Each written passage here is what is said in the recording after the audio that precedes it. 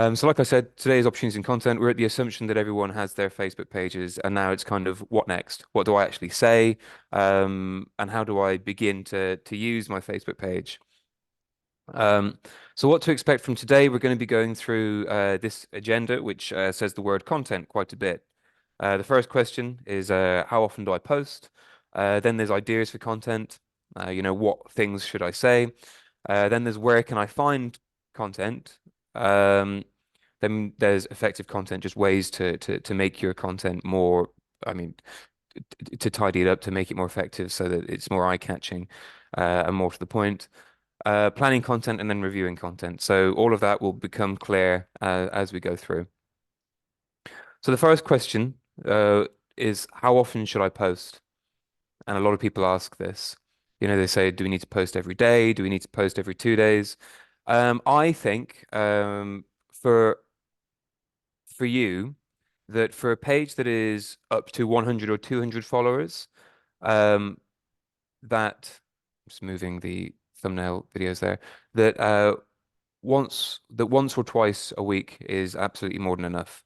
Um, I think it's important when you're posting for the thing that you should prioritize is things that are happening with you and your page and your society even. If you've got a lecture, then maybe post about that. If you've got a lecture that's happened or a lecture coming up, then post about that. Or if you've got a volunteering project and you've got some nice pictures to share, post about that. Um, and maybe if you want to post something additional, if you want to share something, then that's useful too. But I don't think it's a good idea to post all the time. There's no need to post every day. Even every 2 or 3 days is probably too much. If you are posting twice a week, I'd maybe separate that out. So maybe 3 days between each one. But that's all that I think would be required. I don't know, Rowan or Isabel, if you agree with that. Anything further to add? Yeah, I think that sounds good. Obviously, you might have some times where you've got a lot more activity. You might want to post more than that for certain weeks of the year. But yeah, I think as a guideline, that sounds great. Yeah. I think it always just always the rule is always to post about things that are going on because obviously that's stuff that you want people to know about. And additionally to that, like it's not really necessary, but we're going to give you some ideas now. For example, if it's a quieter time and you don't have a lot going on, but you do want to gently remind people that you exist, there might be a few things that you want to share. So that's where we come to content ideas. And essentially, what we've got here is a list of examples of what Facebook pages tend to post when they don't have something that they're doing to talk about. One example of that is, well, I mean, this is when you've got something to talk about, but this is one content idea. This is what's on. So an example of this, if we go onto the Tate website, is this is where it's saying start your long weekend this Thursday at the Tate Modern with this event that they're running. No need to book, just drop in between 6 and 10. And that's kind of something that's happening. If we go on one slide, here's an example by the Art Society Truro. I hope if there's anyone from Truro here, they don't mind me using this as an example, but I thought it was good. This is an example, and I've seen a lot of you who've set up Facebook pages recently doing your what's ons quite effectively. But this is kind of an easy example. The next lecture for the Art Society Truro will be at this date, at this time, at this place, and the information. So that is probably for your pages the number one most essential thing that you will be posting about. Just letting your members know, letting other people on Facebook know what's happening at your society. Another thing that you might post is thank yous. An example of this is the Art Society Worcester. Again, if there's somebody from Worcester here, I hope you don't mind, but this is a really good example. Um, we had such a lovely day at Tate, and notice that Tate has been tagged here. So it's at Tate Britain. We had such a lovely day at Tate Britain today. Thank you to the fabulous Tate Group Tours who took us, who looked after us so well, and the exhibition was an absolute treat. Really easy way of, first of all, building rapport with the Tate Britain, also tagging them so it helps your algorithm, also letting everybody know what you do, and there's some really lovely pictures that have been shared there. I noticed that about the what's on that we looked at a moment ago as well. There's some really nice pictures that are eye-catching. I would say with all of these things, pictures on social media generally, unless it's Twitter maybe, but we're looking at Facebook. Pictures are really important. They make people stop and kind of look through and consider what you've said in a bit more with a bit more depth. Um, I don't know, Isabel, Rowan, if you've got anything to add to those. Yeah, I don't think so. I think similarly, what you said about them being quite visually appealing. So they've chosen some really good pictures. I think that the one about the event had a picture of a lecturer and also an artwork, which is quite nice having two side by side. agreed. I mean, just look at that. Yeah, that's really Yeah. good. And crucially on that one, just to add, Joe, they mentioned there that guests are welcome, and obviously you're hoping to attract new audiences here, so that's a really key bit of information to include. Exactly, especially as it's on Facebook, and it might be more than just members who are seeing this. Can I ask something really basic? Of course. On the one where they've gone to the Tate, you've Yeah. got a montage of photographs there, all in one shot. Yeah. Have we covered how you would construct that? So when you Just upload plopping one a photo on. yeah, so when you upload a photo, you can either upload, it will ask you to upload a file from your computer, Yeah. and you can either upload one or more. And if you upload one, it will, or two, it would appear like this. But if you upload kind of a number of photos, it will appear like this. So it will automatically show you, depending on the size of the photos, one, two, three, or four, and then plus however many more there are. So it's just the same as adding one, but just selecting more files when you do that. Okay, thanks. No worries. Another idea for content is anniversaries. And to show another example from the Tate, they've got an anniversary here. Every day I create with a quote even as well. Every day I create new works with all my might. The older I become, the brighter my life gets. Uh, Yayoi Kusuma, born on this day in 1929. And then they've got a little bit of information about that person. Now this is really useful because it's just kind of people like it's basically a way that you can every year is the anniversary of something. And it's a way that if you feel like you've got nothing to talk about, if you feel like we're not doing anything at the moment, it's a quiet week or a month, then this is an idea whereby you can share images and inspiration with people that follow your page. Sorry, Joe, can I ask a question? Of course. Sorry, Joe, can I ask, just when it comes to, thank you, but just about the last slide, about, do we have any jurisdiction editorially over the consequence, the way or the sequence in which photos are shown, or is it just random according to Facebook? Good question. Isabel and Rowan, do you have any experience with that?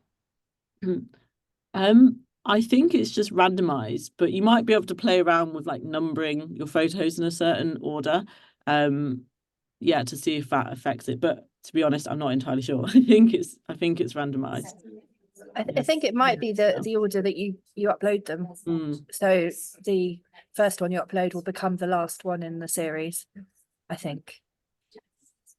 Hi, Worth Maggie. playing around with. Maggie, you made this post, so maybe you Hi, can yeah, tell us. it's just if you just put them up on the order that you want them to appear, and if you don't like the order, you can just when you go into edit, so you can post it and then actually you can edit afterwards, and actually you can if you want the photographs to appear in a different order, you just delete the ones that are in the wrong place and then you add them later. So as long as you can remember what order you've got them in, it's fairly simple. And all these photographs were taken on my phone anyway, so they're already on my phone. So it's effortless to do it when you're the person that's taking the photographs. That's fantastic, Maggie. Thank you very much. Okay, so just further on the anniversaries, and I'll show you in a moment. I don't know if anyone here has been a program planner or program secretary, but we do have a resource called the anniversaries list on the resources area, where we've kind of got a huge list of things that it's the anniversary of, and I'll show you that in a moment. But anniversaries are another great content idea. Another one is throwbacks. And this is where, if you're setting up your Facebook page now for the first time, you might have endless amounts of content that you can talk about because you've been doing volunteering projects for the last 10 years, let's say, and you've got all these photos. So a throwback is where you say, here's one by the Saatchi Gallery. This is where they've hashtagged throwback. This is throwback. This is something that happened previously. So a throwback is you could upload some photos about a volunteering project that, let's say, happened 5 years ago, and you can say throwback to this volunteering project when we helped with this. You know, what a great day that was. You know, so if you've got photos and content, I should say, with inverted commas, if you've got content that goes back that far, then that means you've got endless amounts of things that you can share. Just because something happened before doesn't mean people still don't want to know about it. You know, a lot of your societies, I'm sure, will be older than your Facebook pages, so you'll have plenty of stuff to talk about there. And here are just some ideas, like something that works well with content is having like a regular installation. Um, and these are honestly just some things that I came up with on the top of my head. Like alliteration works quite nicely, but let's say Watercolor Wednesdays was an idea where every Wednesday or every other Wednesday you just shared a watercolor painting that you liked and a bit of information about that artist, whether that artist be local or whether that artist be famous. That's a nice thing that your page might share Watercolor Wednesdays, and people then might look forward to that. They might think, oh, it's Wednesday. When's the Watercolor Wednesday post coming out? I love those posts. Throwback Tuesdays or Thursdays, or where you might talk about throwback. And here's another idea, catching up with last year's grant recipient or the year before. I think a really interesting thing that would be fun is if you've kind of contributed to something with a community grant or in any way, to see maybe a year down the line where that grant has gone. Kind of if it's a student creating artworks and they've just graduated, then you could get in touch with them and just say, hi, are you able to share any photos or any kind of experience since we gave you that grant? We'd love to share that with our society. And then there's a couple more there as well. Throwback to 2016's volunteering project. This month's local artist spotlight is, let's say if every month there was a local artist that you wanted to spotlight. And then top local things to do this month. So these are all things that you can feature on your page. And some of them have thank you, Juliet, I'll continue in just a moment. And some of them have kind of additional value. Like let's say this month's local artist spotlight, if you were to do that, upload some photos by the local artist and tag them, then the likelihood is that they will share that and that their friends will share that, and it gets you a known voice in the community. The same with the grant recipient, that you tag them and they would share that again as well. Juliet, please. I'm sorry to be dumb. I had a phone call just rang, which I got rid of, so I just missed what the wording was. With regard to throwback, is there somewhere that you press and it says throwback? Or is that just a make-up word of yours? I've seen it before. It's yeah, sorry. It's a commonly used social media term. It's a term, but it's not a button that you press to throw back. No, so hashtags are something on social media that we haven't really covered in a lot of depth because they're not that important, Right. but they feed into the algorithm. Yes. And if you hashtag, it's literally on your keyboard. What is it? Alt 3, I think, and that creates the hashtag symbol. And then whatever you put after that will highlight in blue. And it means that if somebody typed in throwback onto the search, then it would come up with your post. But I mean, honestly, it's not really that often that someone would type in throwback.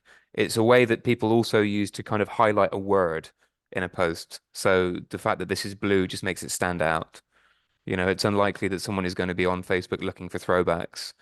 But they might, on the other hand, look for contemporary art or art. So that's what a hashtag does. It kind of like feeds into the algorithm. And a throwback is just a social media term that allows people to post in this way. Okay. I'm sorry, I missed last week's. I tried to catch up in between, but I missed this Alt3 hash. Have you covered that in detail elsewhere, or you mentioned that you hadn't? So, Because I find that quite unnerving. I don't know what that does in terms of where's it going, you know? It's just if you hashtag a word, like if you type the hashtag symbol, which is that symbol we can see before throwback there, and then type a word, all it does is it means that if someone then searches that word on Facebook, it will come up with your post. So the Saatchi Gallery have used here hashtag art because then if someone types in art as a search word on Facebook, it's in the same place you can see when you search for somebody's name or search for a page, you can search for just a word. And if you've hashtagged art, for example, it will just add you to that list of things that would come up if they searched art. Does that make sense? Like we haven't gone into it in a lot of detail because for what societies are doing, it's something that is quite minor, is used on posts, and you know, if you look up, it's not often used. If you look at these posts, it's not used here, for example.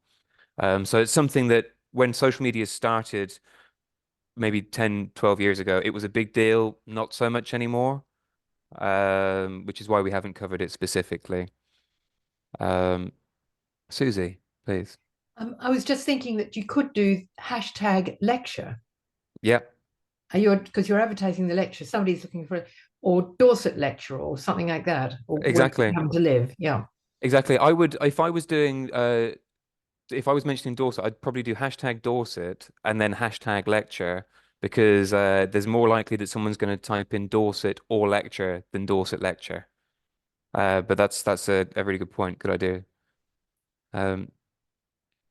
Okay, so that's a kind of list that I mean, when I send this PowerPoint to you all afterwards, I'm hoping that this PowerPoint provides is actually like a bit of a checklist that you can refer to when you're making your content. So I've constructed it in that way. The next section is where can I find content?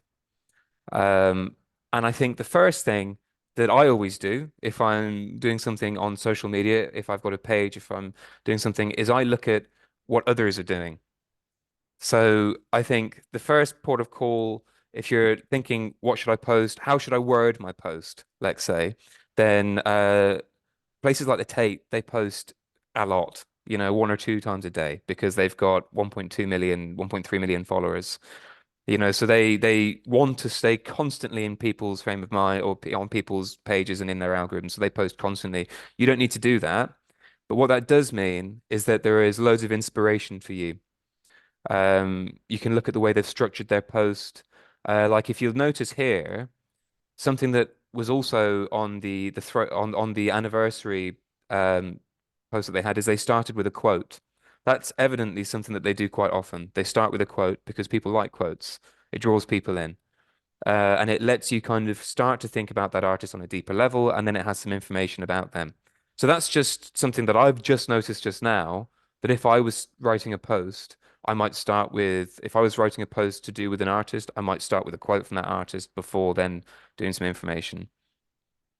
Also, disregarding posts in the way that you structured your bios or your page's information in general, other Facebook pages are a great place to start. And you might even want to look at other art society pages. You know, there are some art societies that have been doing Facebook pages for some time now and are quite experienced, and they will be posting about exactly the same things that you'll be wanting to post about. So there's no shame in there's no point reinventing the wheel. You know, I think it's a good place to start is another Facebook page. Another place is what I mentioned, the anniversaries list.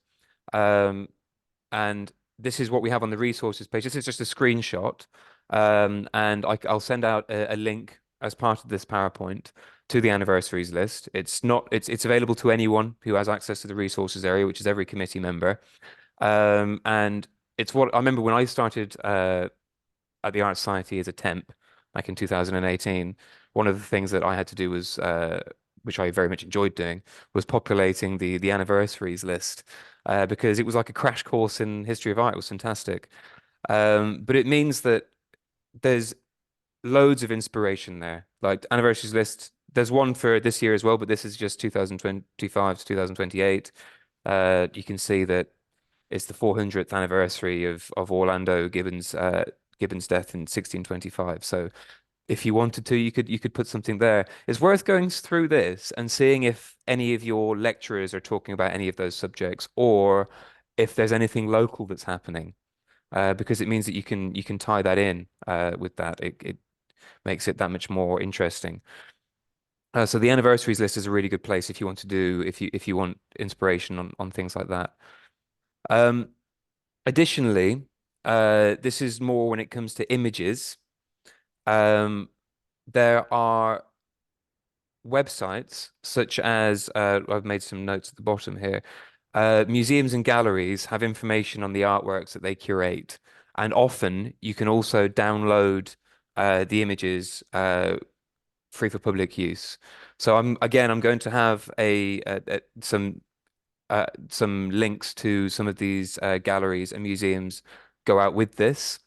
But let's say, for example, the Chicago Modern Art Museum that has a database of images that they have in their collection, and it has next to them, you can download some of them and you can use them on your Facebook pages. So if you're looking for images, this is where you can get really high quality, really good images.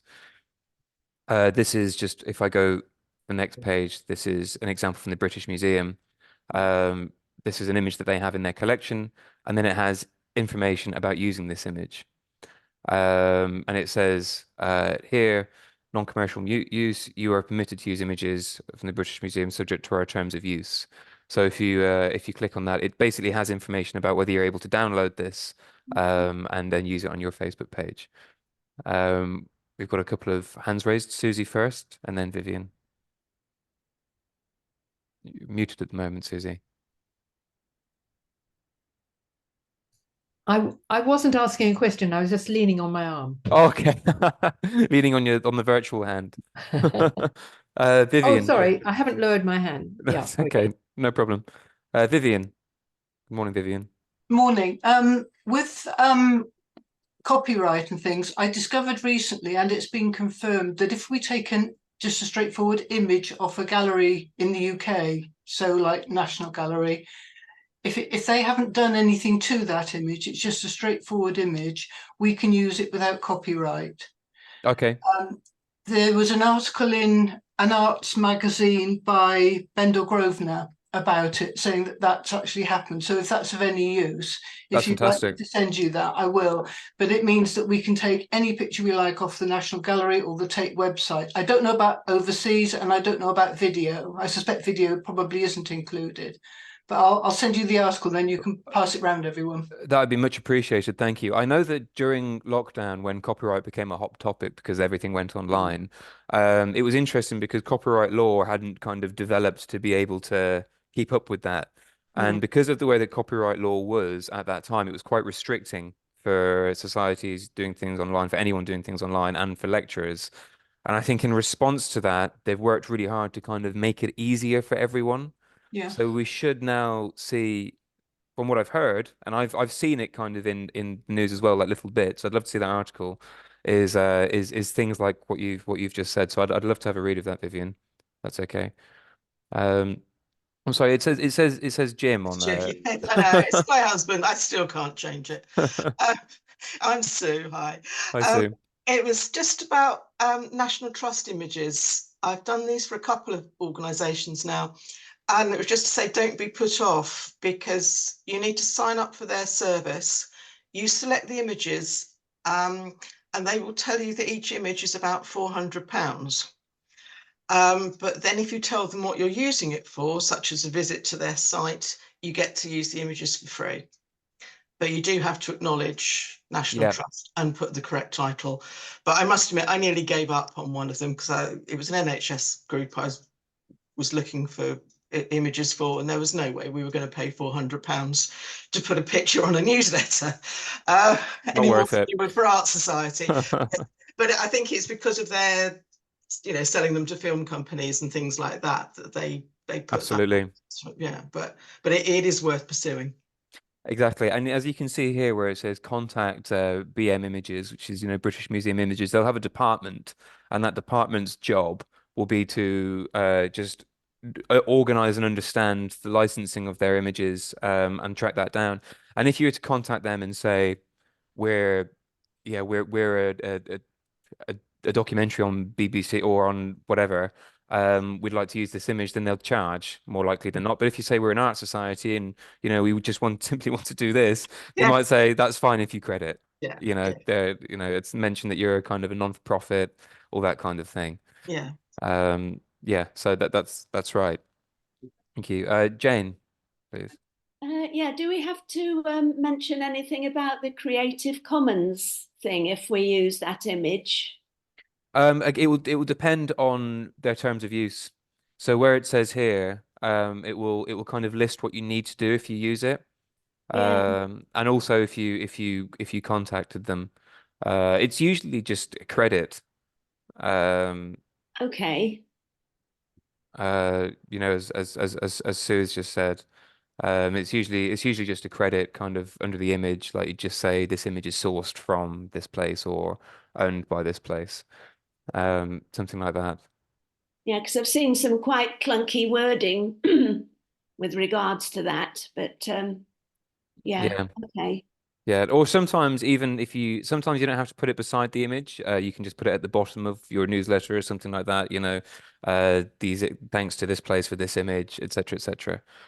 So sometimes you can have it kind of a bit more out the way. Yeah. Okay, thank you. Welcome. Michelle, please, and then we'll move on. Yes, just a little word of warning that's cropped up this week with us that we are having a lecture in a couple of weeks' time, and the lecturer is lecturing on a subject where the museum concerned has absolutely refused to allow any of their photos, and that's the only place you can get photos from, to be shown on the internet. Even though we're having a hybrid lecture, which is immediately deleted from YouTube, we're still not allowed to show them. So we can't have the hybrid lecture at all. That's nice of them. No, but that's good to apply to put yeah. into the Facebook page. Yeah, thank you for that. It's good to know. I think yeah, some of them might be a bit touchy about things happening on the internet still, but I think that will be on a case by case basis. You'll get some which are okay with it and some which aren't. But thank you for that. We also further to other websites. We just looked at the British Museum. We have in the resources area a page called Sourcing Images, and we have everything that I've said today is on there, as well as a load of links. So this is just one screenshot. Here it says Image Library, and we actually have our own image library of images that we know to be free for public use that you can click on here and download from. And we've also got some information about sourcing images. And if the next slide is just, if I was to scroll down on this page, and here it says Arts and Museum Collections, and you've got Bridgman Images with a link to there where you can download from, as well as ArtV, the British Library, the British Museum, the Met, LACMA. So that's on the resources area. And then if I was to scroll down again, some information about searching the web, about Creative Commons, about Google's advanced search, because now actually if you go on Google Images and you type, I don't know, let's say Brighton seafront, and you can filter it by only show images that are available for public in the public domain. So that's something that you can do on Google search as well. And here's a couple of useful links that I've included in the PowerPoint for you. So that's a link to the anniversaries list that I mentioned earlier, and this is a link to the sourcing images guidance and links. So when I add this PowerPoint to the training site, if you look at this PowerPoint, you'll be able to click on this and it'll take you straight there. So once you've kind of established the kind of content that you'd like to share and kind of where you're going to get that content from, where you're going to get images from, where you're going to get inspiration for the wording from, something that is really useful and which I do and which I know Rowan and Isabel do when they're kind of planning to do things on the Art Society's Facebook page or in MailChimp campaigns, is they all plan their content ahead. So that they don't really, they sit down for a session, plan what they're going to do, and then just kind of have that in their calendar. So here's an idea: build a content calendar in advance. It doesn't need to take long. It can be quite fun if you're looking at things like the anniversaries list or your lecture program. And what that might look like is quite simply is April 2024. On Wednesday, there's Watercolor Wednesday. And you might want to, even when you're making this content plan, in addition to saying what you're going to say, have a link to what artwork you're going to post, or kind of have the wording that you do. So all it would take is on that day, on Wednesday, to sit down and to just copy and paste that onto your Facebook page. So it might be that you want to sit down and do the whole month of April in one go, or you want to sit down and want to do the whole month of May in one go. And it's just a really good way that then you don't have to think about it. You don't have to worry about it. All you need to do is look at your calendar and post that, and it makes it a lot less time consuming. Another thing that we'll look at in next week's session when we're looking at page features is scheduling a post. And what that means is you can write a post and you can click post, but to post in a week's time or to post in a month's time. But a content calendar is a really useful thing for you to do. I was just going to say on that quickly. Please. Yeah, going back to the throwbacks idea, say you've had an event where you've taken loads of photos, you might decide that you don't want to post them straight away, but you might want to almost plan a throwback. So in 3 months' time, I want to go back to this event and have a look back, or even in a year's time. So that's something you can do with your planning as well. That's a great point. I mean, yeah, exactly. If you've got 20 photos, let's say, you'd think, oh, they're all fantastic. I can't choose between them. It would be a waste to post them all at once. Let's post 5 now, another 5 in 3 months, another 5 4 months from then, and it means that you get to talk about the same thing 3 times. I mean, and that is good content. People like to revisit things like that have happened. People like to see photos. So the next subject is effective content, and Juliet, sorry, before I move on, you've raised your hand. So yeah, where did you get that calendar from? Is that something you've just made up with a tab, or not a tab, what do I want to, a table? This is just a software online for a calendar, but you can do it with any calendar. Okay, I do Google calendars, so I could stick one in there, could I? Yeah, 100%. So Exactly the same as this. That whole calendar on the Facebook page where people can look it up. Is that the plan? Is the thought? No, it would just be for you in see. posting, just so that you can plan that ahead. In the same way that you would plan your lecture program. Yeah, okay, fine. You know, just so that you've done all that in one go, and you don't have to then think about it until it comes to the day where you kind of post that. It makes it easier. Okay. So that's not for general consumption. No, I'd suggest not, no, because then you're kind of ruining the surprise for everyone.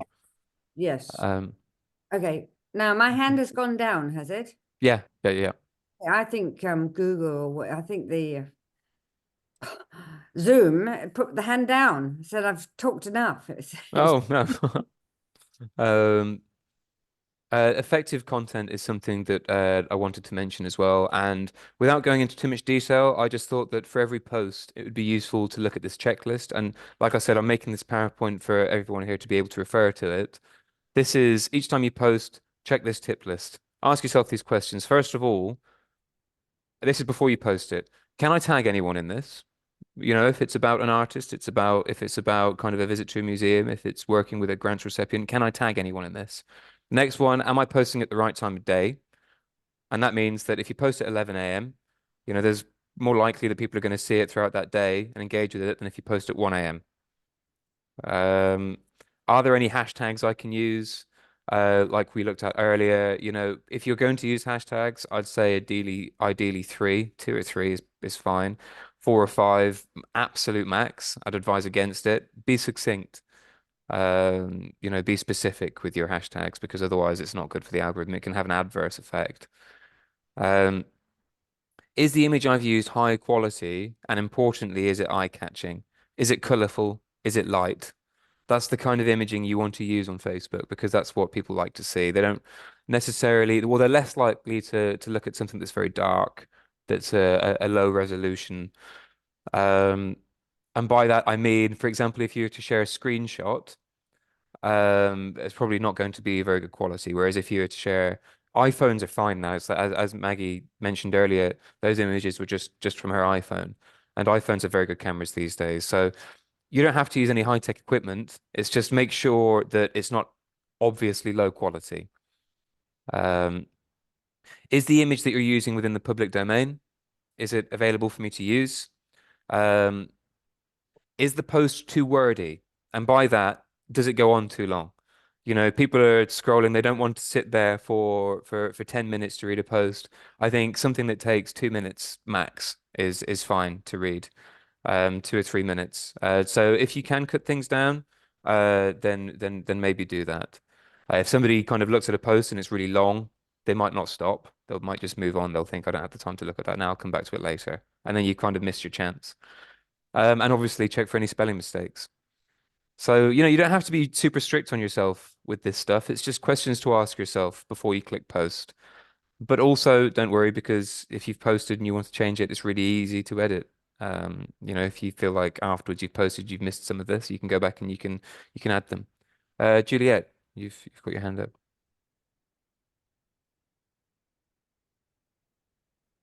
Come on. Oh, there we go. Sorry, me again. Public domain. I really like the picture of Lemon Sissay on the most recent magazine, and he was in Faversham recently for something or other, and such a stunning photo. And the same with the Chinese man. Are we allowed? Could we use those images also, because they're very attractive? I think it's a good question. This one for Isabel. Isabel is So yeah, technically no, because the magazine commissioned those images specifically for the purpose of the magazine.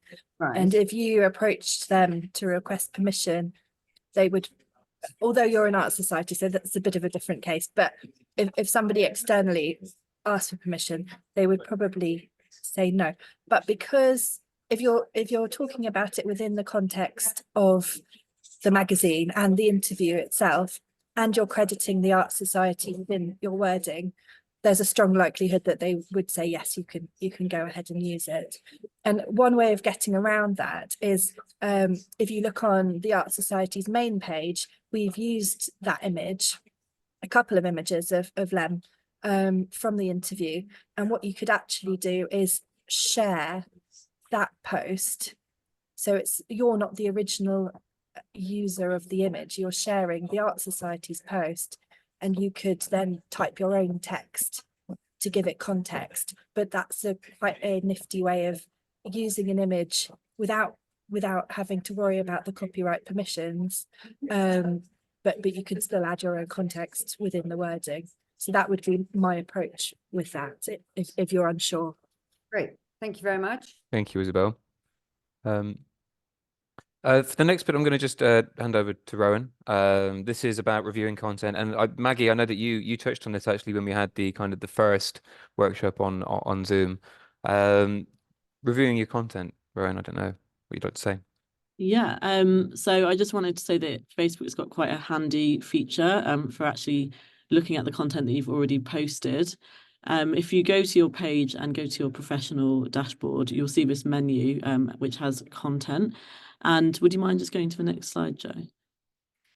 And once you click that, so ignore the stats here because this is just from our Art Society test page. So we didn't really have engagement just because we haven't got real followers. But it will essentially show you your posts or even small updates. So for instance, here we've updated our cover photo. It will show you how much reach you had and also how much engagement you had. So engagements are things like people actually liking and commenting, whereas reach is how many people have seen it. But yeah, so it's a really useful feature for seeing all your content at once. And you can change kind of, you want to see the last month or the last 90 days and how much of it you want to see and review.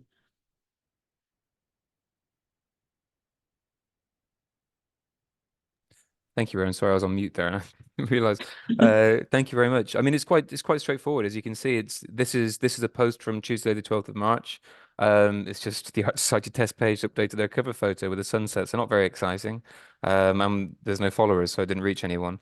But you can see here, it will basically have a list of your posts, and it will just tell you how many people saw it and how many people engaged with it. And there you can see kind of which are the most successful. So as you kind of go forwards, if you were curious enough to look at this, you'd first of all be able to see how effective your Facebook page is being. You know, is it reaching 20 people with each post, or is it reaching 100? You know, because it's not just going to reach the followers, it will also reach people outside of your Facebook page. So you can see which posts are really effective there. You'll also be able to see which kind of posts are effective. It's a way of learning kind of which images you're using are working well, what kind of wording is using well. If you're trying throwbacks and watercolor Wednesdays, like just seeing if they work. Because it's always useful to kind of to learn what's working and adapt, and as you kind of get a better idea of what people like, then doing more of that, and if there's stuff that people don't like, doing less of that. So this is a really simple, straightforward way of reviewing that.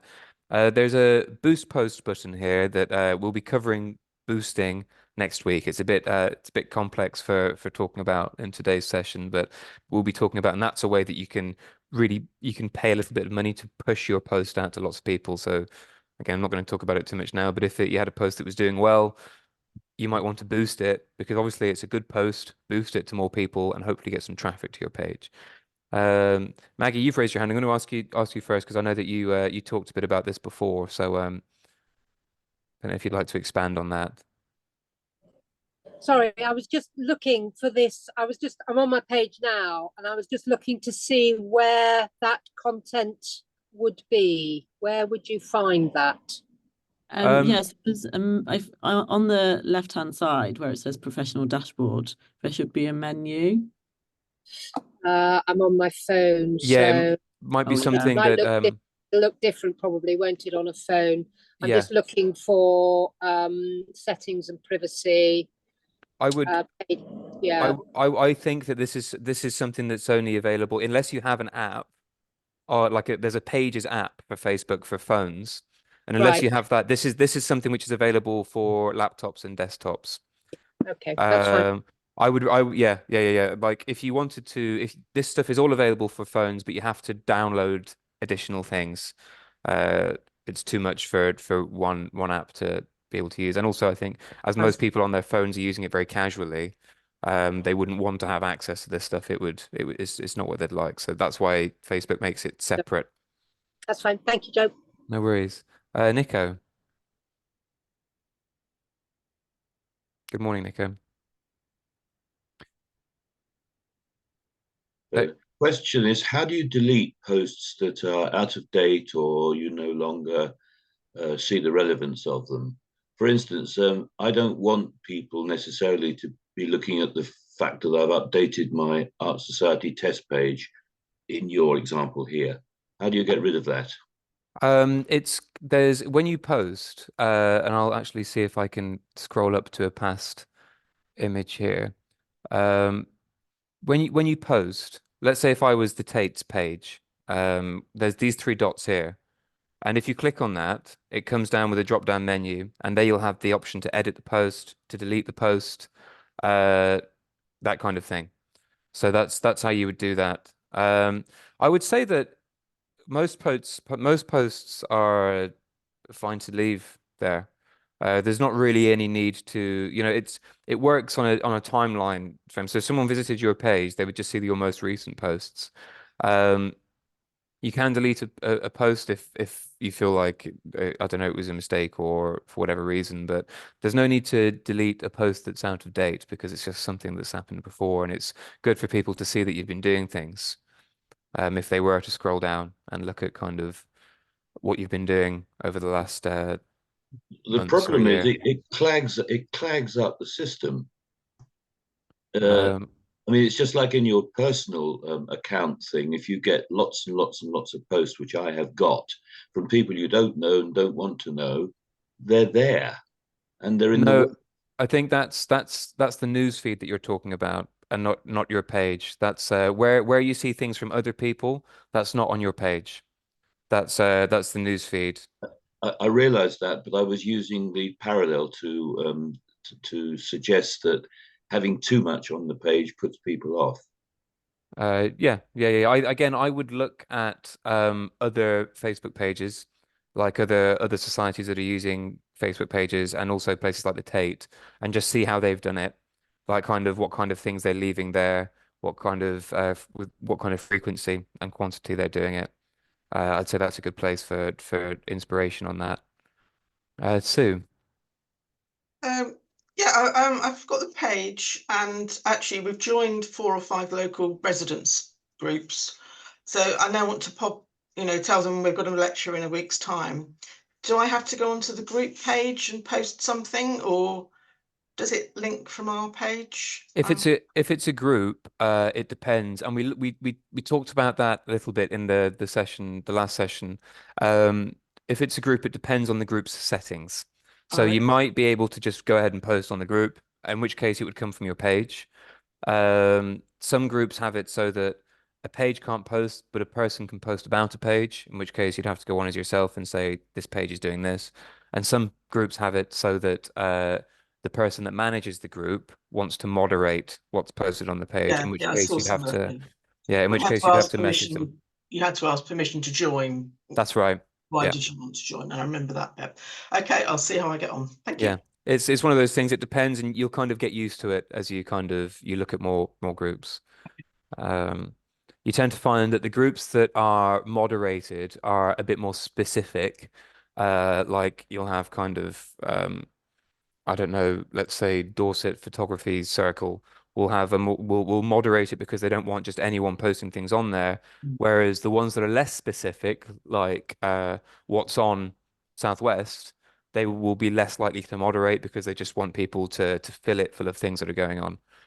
Some of them, you mentioned the ground rules, so it's no abuse. We're not taking adverts. Yeah. So I've sort of gone for those as the groups that we would be most interested in. Yeah. Exactly. Thanks. Thank you. I mean, this is the question section. Does anyone have any more questions? I hope that PowerPoint is useful. I think that's a really what I tried to do is create a toolkit for you there, so that when you're posting now on your page, it's a good place to kind of get you started on that. Does anyone have any questions? Juliet, your hand is popping up and then going down. Yeah, I'm just waving. Oh. I wanted to ask the list of the reviewing content page. Does that mean that if you press on that content that's listed there, because it seems to have self-titled it to some extent, can you go in and look at, I'm thinking about, so that you're not being repetitive, or, oh God, did I post about that a month ago? Or that kind of thing. Is all the detail, does all the detail come up if you press there? Yeah. This is just what you said. So, I mean, this is a post that just says the Arts Society test page. That's the kind of thing that you didn't write anything. So that's why it says that. But here, where it says, yesterday our members enjoyed a great visit to Northern Stage in Newcastle, that's just what the post says. So that's kind of how it will list itself. It will just list what it is that you've said or what it is that you've done. Right. So you're not, so you can check if you're not doubling up on what you've already told. Yeah. For example, an anniversary. This year is the anniversary of somebody or other.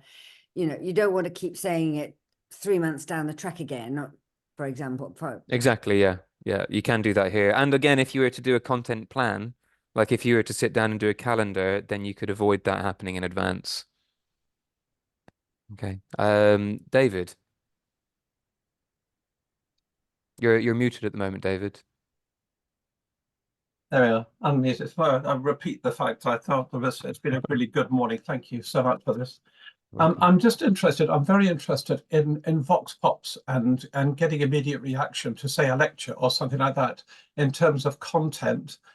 Quite apart from the fact that it would be important to make sure that you've got permission from the person being interviewed or the person responding.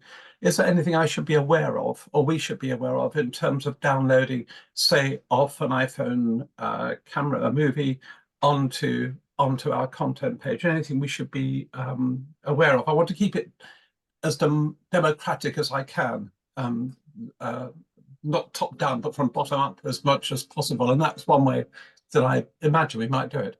And just for everyone's benefit, by Vox Box, you mean like an interview, like a video interview? Yeah, immediate reaction, immediate interview, by a live recording, as it were. Permission from the people being interviewed is all that you'd need. That's it. That's it. Fine. Yeah. But yeah. Just in terms of uploading onto Facebook, is that straightforward? Straightforward, absolutely straightforward. It's the same as if you were to upload a photo. It's just a file that will go on there. That's a great idea as well. That's a great idea. Can I just add, Joe? You just want to bear in mind that obviously anything said about Electra was accurate, and that they wouldn't object to. That's a good point. I think. Thank you very much. That's really useful. So really great idea. Lecturer first, and then the interviewee. So that would be quite important. Yeah. Thank you. Sue Walker, please. Joe, there are a couple of things. First of all, you can look at the insights and everything on your phone. I've been doing that. Okay. So it is on there. When we first started a Facebook page, we had somebody come around and help us. And she told us to like a lot of company, a lot of galleries, so that we would see their feed and then we could share them if we wanted to. So when we post something, because we've liked them, presumably our stuff comes up on their feed. They would need to like you. They would need to like you back. In order for that to happen. There is a chance that the algorithm might put the occasional successful post that you've posted onto their newsfeed, just because, and then it might suggest to them that they follow you. It will say the Art Society posted this, why don't you follow them? But generally speaking, the majority of your posts won't appear on their feed unless they've followed you back. But that might happen. You know, it's a good way of first of all getting things that you can share onto your page, but also of networking.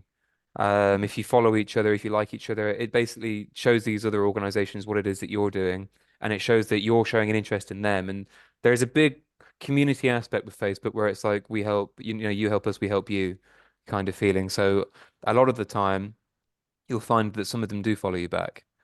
Just to show support, just so that they can show an interest in what you're doing.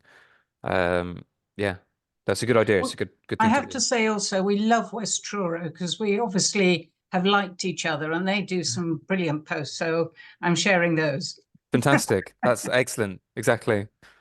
It says Debbie Fisher on the name, but I'm guessing that's it. Yes, Hi. my wife. But couple of questions which are sort of to do with getting people involved with this. Am I right in thinking that to get access to the resources area on the Art Society website, that it needs to be a committee member?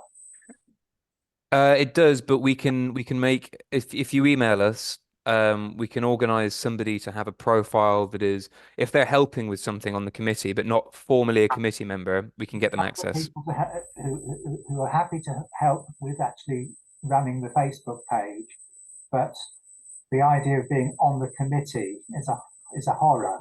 No, I run kind of committee recruitment workshops for societies, and I know exactly what you're talking about. And don't worry, we want to incentivize people to be able to help committees even if they don't want to be on it. So we can easily sort that. So if I give you names, we can sort something out. That's right. And similarly with the training part of the website, they can have access to that as well. There's no password for that. There's no any member can get into that. Yeah, and that's it will be I'll be emailing this out to everyone afterwards with links and everything. It's training.theartsociety.org is the training aspect, as it is there. But yeah, that's not password protected. Okay. So anyone can look at that. Lovely. Thank you very much. Very welcome. Thank you. Jane, please. If I've got my page, which isn't a group, can people come and post on my page? No, that's one of the fundamental differences between a group and a page. Only the page can post on the page. Oh, good. Okay, Yeah. thank you. Very welcome. People can comment, but they can't write a post from scratch. Yeah, they can comment on your post, as in, I like this, for example, if you posted about a picture, Yeah. but they can't do a page themselves. Okay, thank you. Welcome. Joe, please. Hi, today's was really interesting and really good with what to post and content. I set up an Instagram page for Leatherhead prior to Facebook because I just love Instagram. Have you covered linking the two, how to link the two? Because I'm not having a great success. We haven't. I think that's something that we're going to look at on a case-by-case basis, just because I think a lot of societies won't be doing that at this stage yet. So that's why we haven't kind of covered it. But if you email us, Okay. I can look at helping you with that. Okay. Okay. And also just going back to liking other people's pages, I've found it really successful going around all the local coffee shops, local businesses, and everybody likes you back because we're all trying very hard to network. It really is a thing. Everyone is on Facebook for the same, every business or organization is on Facebook for the same reason. And if you're a local organization or business, then one of the best things for your organization or business is to network locally, you Yeah. know, so that you can all talk about each other. So you're absolutely right. It's a really, really good place to start. Yeah. And also another thing we discovered on the committee, which is perhaps an age thing a bit, is there was an idea that Facebook is still for swapping, you know, petty stories. And round here, a lot of our local magazines, the freebies, have demised. And this is, you know, we explained that Facebook is where this is taking over now to look Yeah. for information, and that worked quite well. Yeah, that's a really good point as well. You're absolutely right. Those magazines don't exist so much anymore because of Facebook. No. Yeah. Exactly because of Facebook. And I mean, even a lot of magazines that were, you know, kind of very, you know, national institutions and music or art and stuff, they've stopped doing physical copies now because they just use Facebook. Yeah. Because they've realized it's much more cost effective and they can reach just as many people that way. So you're right. It's where it happens now on Facebook. Okay, thanks, Joe. Thank you. Any more questions? I think the next thing I would like to say to everyone is that the next workshop is on a Monday morning. Sorry for that.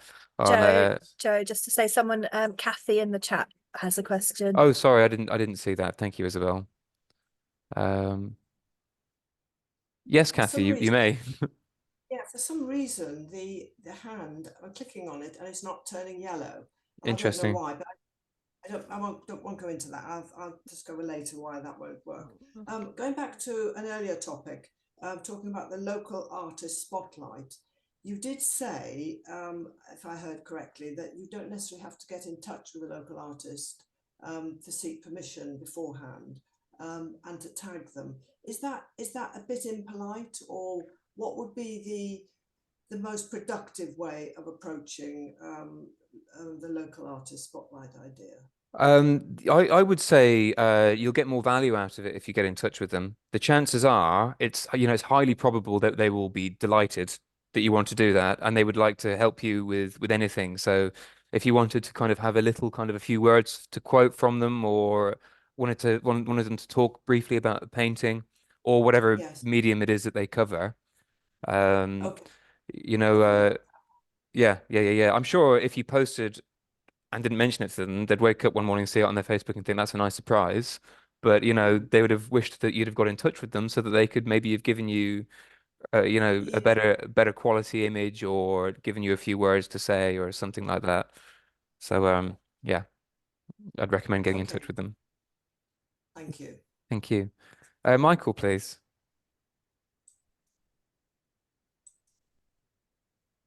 Hello, Joe.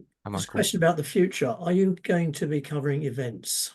We are. So in this next workshop, we're going to be looking at events, page features and analytics. So the next workshop is going to be getting into a little bit more of the nitty-gritty of things. We're going to be looking at scheduling posts, at events pages, and analytics. So it's going to be fairly techy, but we'll try and make it as digestible as possible for everyone. I think this format today's worked quite well with a few screenshots and things. But yeah, we will be talking about that. It's a good tool. Right, thank for you. lectures and things. Thank you. And I think now, between now and then, I think if anyone wanted to kind of get going with something after this session, I would recommend creating a content schedule is a nice, easy place. You know, you might have fun with it. Get creative. You know, you'll have this PowerPoint. I just came up with a few off the top of my head when I mentioned Watercolor Wednesdays, Throwback Thursdays, Artist Spotlight of the Month. You know, think about ways that you can enjoy doing this, similar to a lecture program.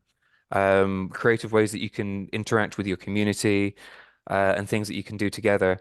So in addition to creating a content schedule, have a look at past things that you've got, you know, grant recipients, volunteering projects. Look at things that you've done that you can post about still. You know, I think I'm sure loads of you have loads of photos of things that you've done that have been in newsletters in the past but haven't made it onto Facebook. So just there, you've got a gold mine of content, of real stuff that your society has done that the world needs to hear about.